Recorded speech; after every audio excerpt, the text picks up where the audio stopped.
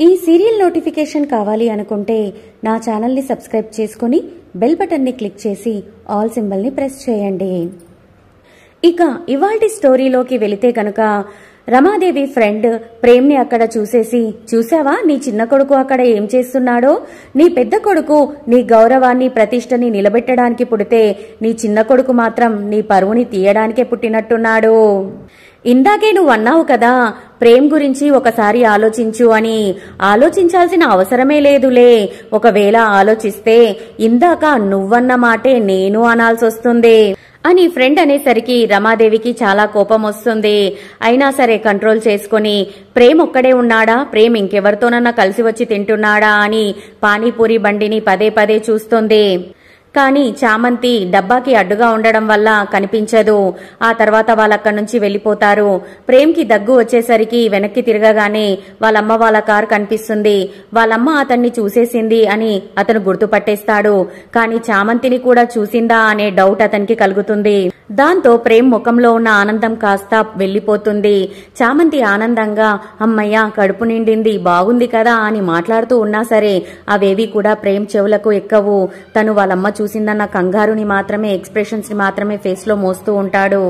తరువాత ఇంటికి చేరుకున్న రమాదేవి ప్రేమ్ మీద కోపంతో ప్రేమ్ పానీపూరి తింటున్నదే గుర్తు చేసుకుంటూ మరీ రగిలిపోతూ ఉంటుంది. ఇంతలో చామంతి ప్రేమ్ కూడా ఇంటి దగ్గరికి వచ్చేస్తారు. కానీ ఇంటి లోపలికి రాకముందుకే భయపడిన ప్రేమ్, చామంతి నువ్వు కాసేపు ఇక్కడే ఆగిరా, రమా మేడంకి తెలిసిందంటే కోపడతారేమో అని అంటాడు. ఎందుకు కోపడతారు? బట్టలు కొనుక్కోవడానికి వెళ్లామని చెప్దాములే అని చామంతి అంటూ ఉంటే, నీకు తెలియదులే చామంతి, నేను చెప్తున్నాను కదా, నువ్వు కాసేపు ఆగాకెరా అని చెప్పేసి చామంతిని బయటే ఉంచేసి ప్రేమ్ లోపలికి వస్తాడు. ప్రేమ్ సైలెంట్ గా ఇంట్లోకి వచ్చి లోపలికి వెళ్తూ ఉంటే చంద్రిక అని రమాదేవి అరవగానే చంద్రిక పానీపూరి దానికి కావాల్సిన ఐటమ్స్ అన్ని కూడా ట్రాలీలో పెట్టుకుని తీసుకుని వస్తుంది. అది చూసిన ప్రేమ్ షాక్ అయిపోతాడు. డౌటే లేదు, మా అమ్మ నన్ను పానీపూరి బండి దగ్గర చూసేసింది.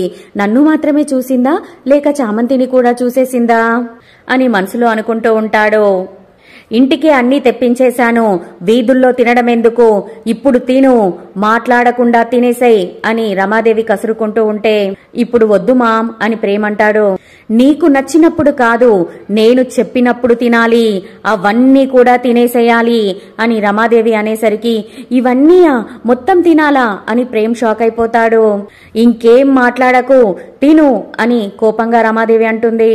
ఇవన్నీ తినడం నా వల్ల అయ్యే పనేనా అని ప్రేమ్ షాక్ అవుతూ ఆలోచిస్తూ ఉంటాడు. చెప్తున్నాను కదా తిను, అసలు నోరు తినడానికి తప్ప మాట్లాడడానికి నువ్వు తెరవకూడదు అని రమాదేవి అంటూ ఉండగానే సర్వెంట్ అక్కడికి చైర్ తీసుకొచ్చి వేస్తుంది. ప్రేమ్ సైలెంట్ గా దాని మీద కూర్చొని ఆ పానీపూరినే చూస్తూ ఉంటాడు. రోడ్డు మీద అలగా జనంతో కలిసి తినేటప్పుడు వద్దు అని అనిపించలేదా? ఇంట్లో తినడానికి ఇబ్బంది ఏంటి, తిని తీరాలి, అందులో ఒక్కటి కూడా మిగలకుండా తినాలి అని రమాదేవి ఆర్డర్ వేయగానే ప్రేమ్ సైలెంట్ గా అన్ని తినడం స్టార్ట్ చేస్తూ ఉంటాడు. తనకి గొంతులోకి దిగకపోయినా సరే బలవంతంగా పానీపూరిని లోపలికి దించుతూ ఉంటాడు. ఇంకోసారి అలా నువ్వు రోడ్ల మీద కనిపించావంటే అక్కడే చంపేస్తాను. నువ్వేంటి, నీ స్థాయి ఏంటిరా, అలా రోడ్ల పక్కన నిలబడి ఆ తినడం ఏంటి? నీ వల్ల నా పరువంతా పోతుంది. ఇంకొకసారి నువ్వు అలా రోడ్ల మీద తినాలి అంటే నీకు విరక్తి కలగాలి, తిను అని రమాదేవి కోప్పడుతూ ఉంటే ప్రేమ్ ఏమీ మాట్లాడకుండా గబగబ పానీపూరీలు తింటూనే ఉంటాడు. లాస్ట్కి ఇంకొక 10-12 ఉన్నాయి అనగానే ప్రేమ్కి వామిటింగ్ సెన్సేషన్ వచ్చేసి దన్నుమని సింకు దగ్గరికి వెళ్లేసి వామిటింగ్ చేసుకుంటూ ఉంటాడు. అది చూసిన రమాదేవి కూల్గా లేచి అక్కడి నుంచి వెళ్లిపోతుంది. చంద్రిక మాత్రం కన్నీళ్లు పెట్టుకుంటూ పరుగు పరుగున వచ్చి ప్రేమ్ చెవులను మూస్తుంది. ఇంతలో చామంతి కూడా అక్కడికి వచ్చేసి ప్రేమ్ కండిషన్ ని చూసి ఏమైందత్తా అని చంద్రికని అడుగుతుంది. ఇందాక ప్రేమ్ రోడ్డు మీద పానీపూరి తినడం చూసిన అమ్మగారు పనిష్మెంట్ ఇచ్చారు అని చంద్రిక అంటూ ఉంటే చామంతి చాలా షాక్ అయిపోతుంది. సరే నేను వెళ్లి మజ్జిగ తీసుకొస్తాను అని చంద్రిక అక్కడి నుంచి వెళ్లిపోతుంది. ఏంటి డ్రైవర్ బాబు, అమ్మగారు మరి ఇలా ఉన్నారేంటి? అయినా నువ్వు రోడ్డు మీద పానీపూరి తింటే తన సొంత కొడుకేదో రోడ్డు మీద పానీపూరి తిని పరువు తీసినట్టు ఫీల్ అవుతుందేంటి అని చామంతి షాకింగ్ గా అడిగేసరికి, అమ్మగారు అంతేలే, పని వాళ్ళైనా సరే సొంత వాళ్ళైనా సరే ఇంట్లో ఎవరు కూడా రూల్స్ తప్పకూడదు. ఇంకా నయ్యం నన్ను మాత్రమే చూసింది. అందుకే నాకు పానీపూరి తినడం వరకు మాత్రమే పనిష్మెంట్ ఇచ్చింది. ఒకవేళ నిన్ను కూడా అక్కడ చూసేసి ఉంటే పానీపూరే అమ్ముకోపో అని బయటికి గెంటేసేది అని ప్రేమ్ అనగానే, అయినా ఇదేమిల్లురా బాబు, ఇంత చిన్న చిన్న వాటికి అంత పెద్ద పెద్ద శిక్షలు వేస్తున్నారేంటి? ప్రతి చిన్నదానికి ఆవిడ రూల్స్ ఏంటి అని చామంతి అనగానే, అంతే మరి, ఇప్పుడు నాకు తిండి పనిష్మెంట్ ఇచ్చింది, కానీ మొన్న నీకు హెయిర్ కట్ చేయమని పనిష్మెంట్ ఇచ్చింది కదా. ఏదో అయ్యగారు వచ్చారు కాబట్టి, సార్ మేనేజ్ చేశారు కాబట్టి నువ్వు తప్పించుకున్నావు. నా విషయంలో మేనేజ్ చేయడానికి ఎవ్వరూ లేకపోవడం నా బ్యాడ్ లక్ అని ప్రేమ కవర్ చేస్తూ ఉంటే, నువ్వు చాలా గ్రేట్ డ్రైవర్ బాబు.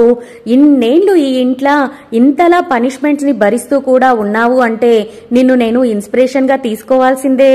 ఈ ఇంట్లో గనక మనం పనిచేశాము అంటే ప్రపంచంలో మనం ఎక్కడైనా పని చేయొచ్చు. అందుకే నేను నిన్ను ఫాలో అయిపోతాను అని చామంతి అనగానే, సరే సరే, అమ్మగారు చూశారు అంటే మళ్ళీ మన ఇద్దరికి కలిపి ఏదో ఒక పనిష్మెంట్ ఇచ్చేస్తారు. నువ్వు ముందు ఇక్కడి నుంచి వెళ్ళు అని ప్రేమంటాడు. ఈ ఇల్లేంటో ఈ పనిష్మెంట్స్ ఏంటో అస్సలు అర్థం కావడం లేదు. ఇలా భయపడుతూ ఇక్కడ ఎంతకాలమని ఉంటాం? ఏదో మాకు పరిస్థితి బాగోలేదు కాబట్టి తలదాచుకోవడానికి ఉండాల్సిందే. రాజావారి దగ్గర రాణివారి దగ్గర ఉన్నప్పుడు ఎంత ప్రశాంతంగా ఉండేది. వాళ్ళకేమో అలా అన్యాయం జరిగిపోయింది, మా తలరాతలేమో ఇలా తలకిందులైపోయాయి. నేను అమ్మేమో ఇక్కడ, అక్క ఎక్కడుందో తెలియదు, నాన్న ఏమైపోయారో తెలియడం లేదు. అసలు ఈ పరిస్థితి ఏంటో అర్థమే కావడం లేదు అని మనసులో అనుకుంటూ చామంతి దిగులు పడుతూ ఉంటుంది. నెక్స్ట్ సీన్ లో హాల్లో రమాదేవి కూర్చొని చంద్రికను పిలిచి, చంద్రిక, మన ఫంక్షన్ కి పిలవాల్సిన వాళ్ళు అందరూ అయిపోయారా, ఇంకా పిలవాల్సిన వాళ్ళు ఎవరైనా ఉన్నారా అని అడుగుతుంది. నాకు తెలిసినంత వరకు అందరినీ పిలిచేశామమ్మా అని చంద్రిక అంటుంది. ఆ మాట వినగానే రమాదేవి చాలా సంబరపడిపోతూ ఉంటుంది. అంతలోనే తనకి పాచికల శబ్దం వినబడుతుంది. ఆ శబ్దం రాగానే రమాదేవి ఫేస్ లో ఒక రకమైన భయం, ఆందోళన కనిపిస్తూ ఉంటాయి. తను డోర్ వైపే అలాగే వస్తున్నారా వాళ్ళేనా అన్నట్టుగా చూస్తూ ఉంటుంది. ఇంతలో ఒక అతను, అతని భార్య, అతని కూతురు ఇంటి లోపలికి వస్తారు. అవి ఇత్తడితో చేసిన పాచికలు. వాటిని చేతిలో ఆడించుకుంటూనే అతను రమాదేవి దగ్గరికి వస్తాడు. అతను దర్జాగా కుర్చీలో కూర్చుంటాడు. కాని రమాదేవి మాత్రం టెన్షన్ పడుతూనే ఉంటుంది. ఏంటి రమాదేవి, షాక్ అయ్యావా లేక సర్ప్రైజ్ అయిపోయావా? ఊహించనే లేదు కదా. మేము వస్తామని నువ్వస్సలు అనుకోలేదు కదూ. నేను దగ్గరుండి నీకు మీ ఆయనకి పెండ్లి చేసిన నీ తోడబుట్టిన అన్నయ్యని. రమా రమా అంటూ ఎప్పుడూ నీ పేరునే జపించే మీ వదినను, అత్తా అత్తా అంటూ ఎప్పుడూ నీ నామమే స్మరించే నీ మేనకోడల్ని పిలవకుండానే నువ్వు పెండ్లి రోజు వేడుకలు జరుపుకుంటావా అని అతను అనగానే, మేము పిలవకపోయినా పిలవని పేరంటానికి రావడం మీకు అలవాటే కదా అని అనుకుంటూ హర్షవర్ధన్ వాళ్ళ అమ్మ మెట్లు దిగి వచ్చి సోఫాలో కూర్చుంటుంది. ఇంతలో రమాదేవి వాళ్ళ వదిన, బాగున్నావా పెద్దమ్మా అని అడిగేసి, అయినా మీరేంటండి అలా మాట్లాడుతున్నారు? మనమేమన్నా పరాయి వాళ్ళమా ఏంటి పిలవడానికి? మనమే ఇక్కడికి వచ్చి మనకు కావలసిన వాళ్ళందర్నీ పనిగట్టుకుని మరీ పిలవాలి. అంతే కదా వదినా అని తను అనగానే, మనవాళ్ళు అని నువ్వనుకుంటున్నావు కాని రమ మాత్రం మనని రమ్మని పిలవడం లేదు కదా. చూస్తుంటే తనకు మనం రావడం అస్సలు ఇష్టం లేనట్టుంది అని వాళ్ళ అన్నయ్య అనగానే, వదిన అన్నట్టు రక్త సంబంధాన్ని కూడా పేరు పెట్టి మరీ పిలవాలా అన్నయ్య అని రమాదేవి కవర్ చేస్తుంది. అది ఇప్పుడు నువ్వు నా చెల్లివనిపించుకున్నావు అని అన్న అనగానే, బాగున్నావా వదినా అని మాట వరుసకి రమాదేవి పలకరిస్తుంది. నీ దగ్గర లేను అనే బాధ తప్ప నాకు ఏ లోటు లేదు వదినా అని తను కూడా సమాధానమిస్తుంది. ఇదిగో నీ మేనకోడల్ని కూడా పలకరించి వదినా, అసలు మీ పెళ్లి రోజు వేడుకలు జరుగుతున్నాయని, దానికి మేము ఎప్పుడెప్పుడొస్తామా, ఎప్పుడెప్పుడు అరుణ్ భావన చూస్తానా అని నీ మేనకోడలు తెగ ఎదురు చూస్తుంది వదినా అని వాళ్ళ అన్న భార్య అనేసరికి రమాదేవి ఫేస్ లో ఎక్స్ప్రెషన్స్ అన్ని కూడా మారిపోతాయి. వెంటనే కూతురికి సైగ చేసే వరకు ఆ కూతురు వచ్చి వాళ్ళ అత్త కాళ్ళ మీద పడి అత్తయ్య అని ఆశీర్వాదం తీసుకుంటుంది. అప్పుడే ఎంత పెద్దదానివైపోయావే అని రమాదేవి అంటూ ఉంటే, నువ్వు మాత్రం ఎప్పటిలాగే నిండుగా ఉన్నావత్తా, అసలు నీ బ్యూటీ సీక్రెట్ ఏంటత్తా అని కోడలు అడుగుతూ ఉంటే, చూసావా భ్రమరా, అత్తా కోడలిద్దరూ ఎలా కలిసిపోయారో అని అన్నయ్య అంటాడు.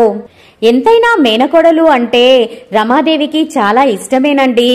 అందుకే తను పుట్టగానే తన మేనకోడల్ని తన కొడుకుకి ఇచ్చి పెండ్లి చేస్తాను అని మనకి మాటిచ్చింది కదా అని భ్రమర అనగానే రమాదేవి షాక్ అయిపోతుంది. త్వరలోనే తేరుకున్న రమాదేవి కూర్చో అని చెప్పి మేనకోడల్ని పంపించి ఇంకేంటన్నయ్యా విశేషాలు అని అడుగుతుంది. ఇదిగో మొన్న మన ఇల్లు సదురుతుంటే ఈ ఫోటో దొరికిందమ్మా అని వాళ్ళన్న తీసుకొచ్చి చూపించేవరికి ఆ ఫోటోలో వాళ్ళు ఒక గుడిసెలో ఉన్నట్టుగా, అందులో వాళ్ళు చిన్న చిన్న కుండల్లో వంటలు చేస్తున్నట్టుగా చూపిస్తారు. ఆ ఫోటోను చూసి షాక్ అయిపోయిన రమాదేవికి మాటలు రావు, చేతులు తడబడుతూ ఉంటాయి.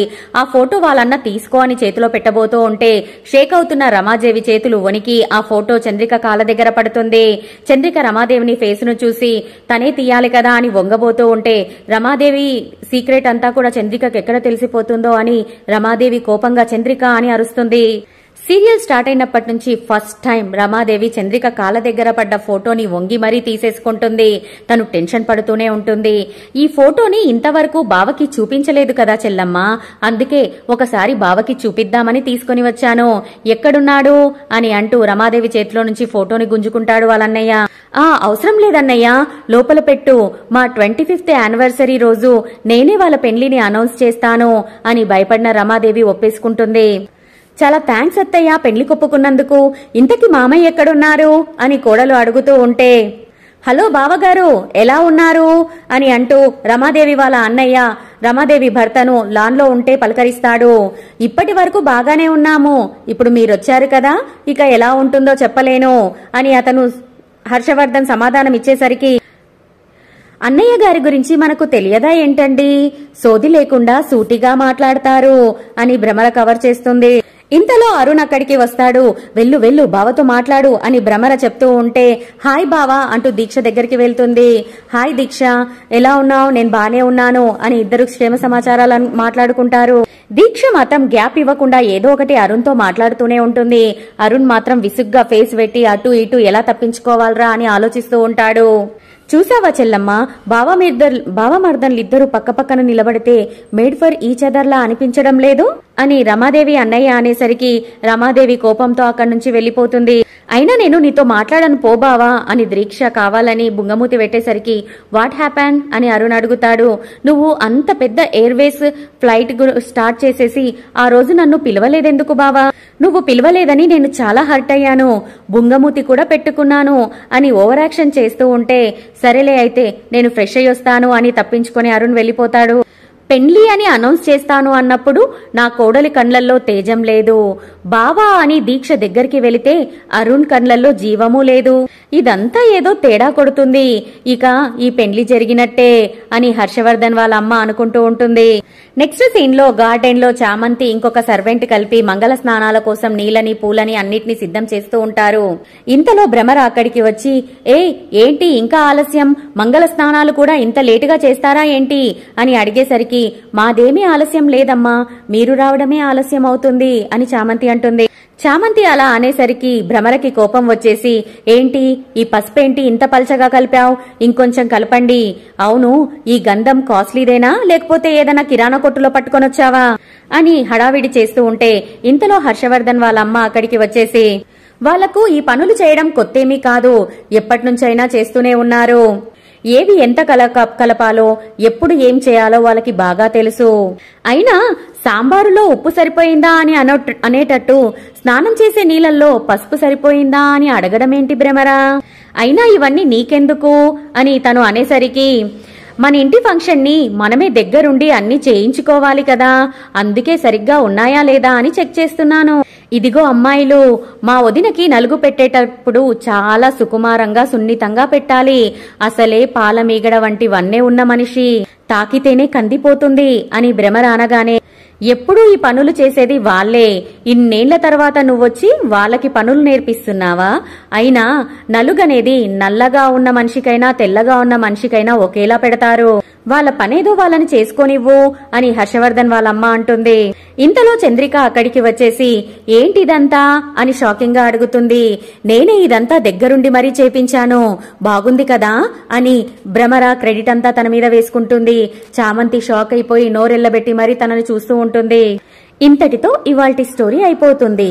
నా సీరియల్ గనక మీకు నచ్చినట్టయితే please subscribe my channel, give one like. Thank you so much friends. Bye bye.